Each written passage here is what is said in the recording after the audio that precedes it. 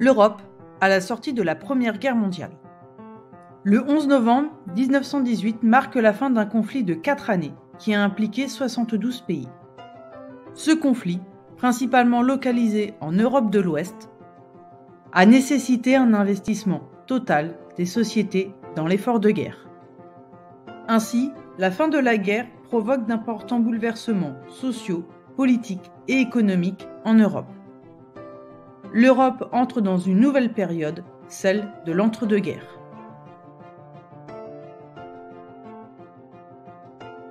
La Grande Guerre est marquée par un bilan humain important, avec un total de 20 millions de morts, dont 9 millions de soldats morts ou disparus âgés de 18 à 40 ans.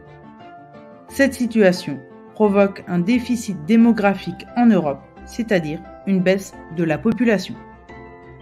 À ce bilan s'ajoutent 21 millions de blessés ou de mutilés de guerre. Le bilan économique est tout aussi important, avec de nombreux dégâts et destructions le long des lignes de front. En France et en Belgique notamment, des villes, des villages, des usines et des exploitations agricoles sont partiellement ou totalement détruits. Enfin, les pays européens, et principalement la France, se retrouvent très endettés à l'issue de la guerre. La victoire de la Triple Entente a également des conséquences sur l'organisation politique de l'Europe.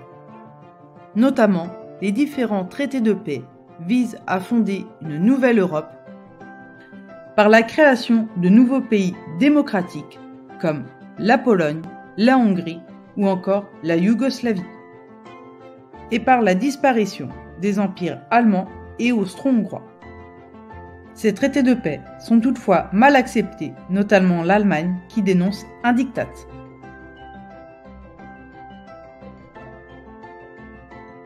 En 1918, l'ensemble des pays cherchent à installer une paix durable. Des monuments aux morts sont érigés partout en Europe pour ne pas oublier les sacrifices et la violence de la guerre.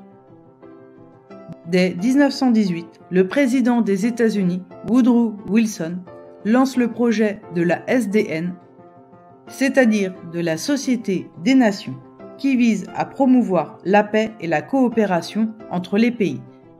Cette organisation sera officiellement créée en 1920. Sur le plan économique, les pays repassent à une économie de paix.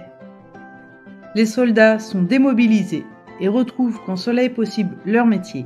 Les femmes, quant à elles, reprennent leurs activités d'avant-guerre. Au cours de la période, les économies repartent et les pays se modernisent. La situation sociale en Europe est quant à elle plus difficile.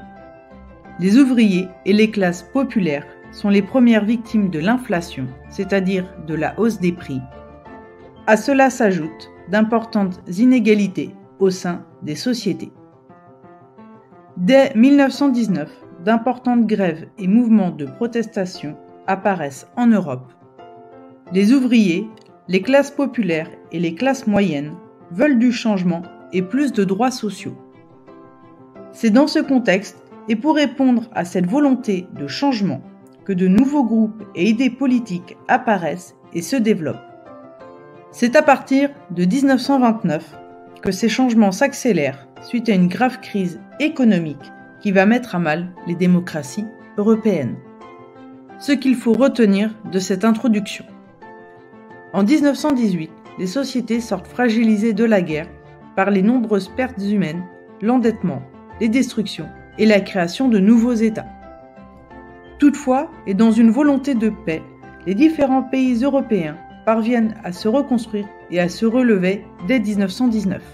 Malgré cela, d'importantes difficultés sociales s'installent dans tous les pays européens. Les populations veulent des changements politiques, sociaux qui ne viennent pas.